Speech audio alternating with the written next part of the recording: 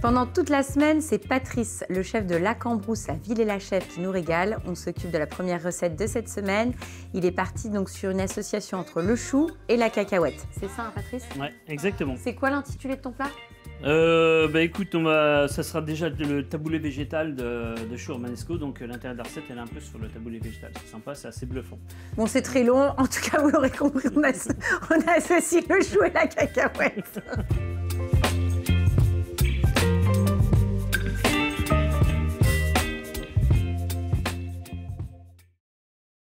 Alors, on va faire un taboulé végétal à base du chou romanesco. D'accord. Donc, on va le mixer. Oui. Alors, pour obtenir cette semoule, ce grain... Oui, l'idée, c'est d'avoir du taboulé, quoi. Ouais, Enfin, il faut que ça ressemble à une petite graine. Ouais.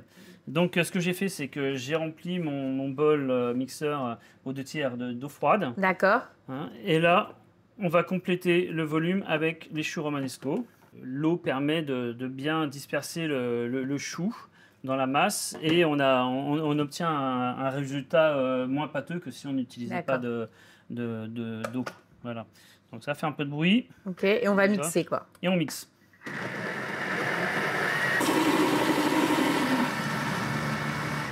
Donc ça va relativement vite. J'ai déjà mixé, mais tu vois, je l'avais pas mixé dans l'eau. Ouais.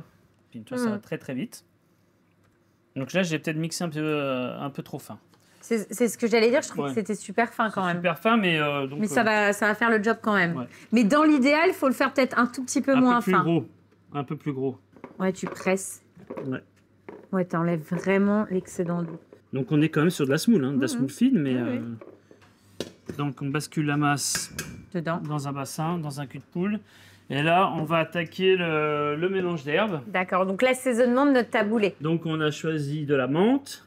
On a choisi du persil plat et on a choisi de la coriandre. Voilà, donc ça, c'est toutes les herbes qui vont permettre d'apporter de la fraîcheur à ton taboulé. Exactement. Donc, bon, après, il faut savoir, par exemple, les herbes, ça apporte beaucoup de fraîcheur, c'est très bon pour la santé. À savoir que le premier produit riche en vitamine C, c'est le persil. Donc là, vraiment, tu... ça peut être plus fin. Hein. D'accord. Hein, mais comme...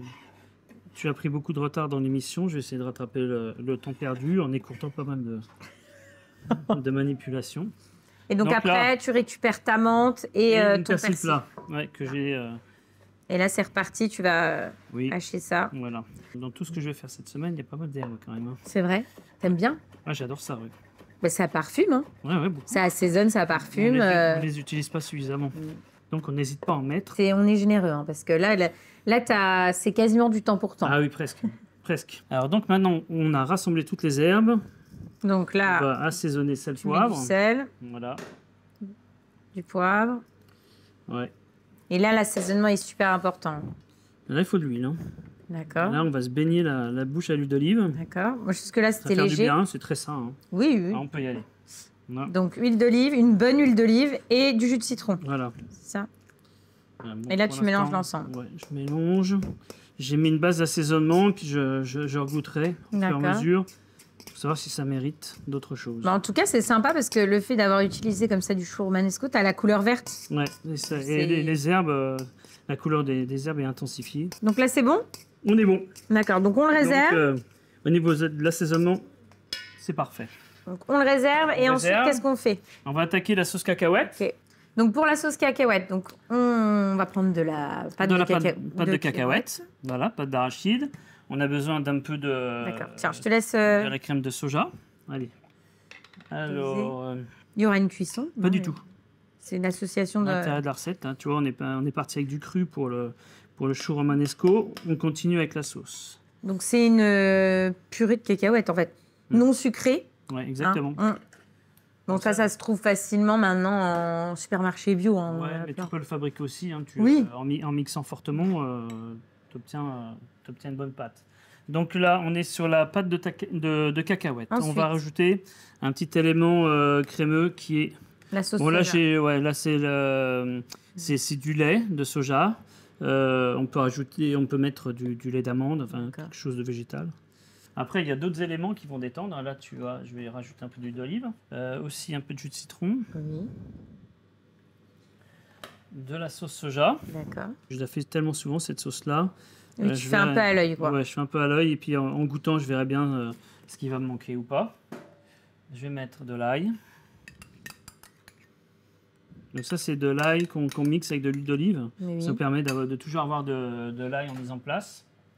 On se facilite un peu le travail quand on est en cuisine, quand on passe tout notre temps en cuisine. Et ça, c'est quoi? Ça, c'est du gingembre. Ah. Donc du gingembre frais qu'on a mixé avec un peu de jus de citron. Huile de sésame torréfiée. D'accord.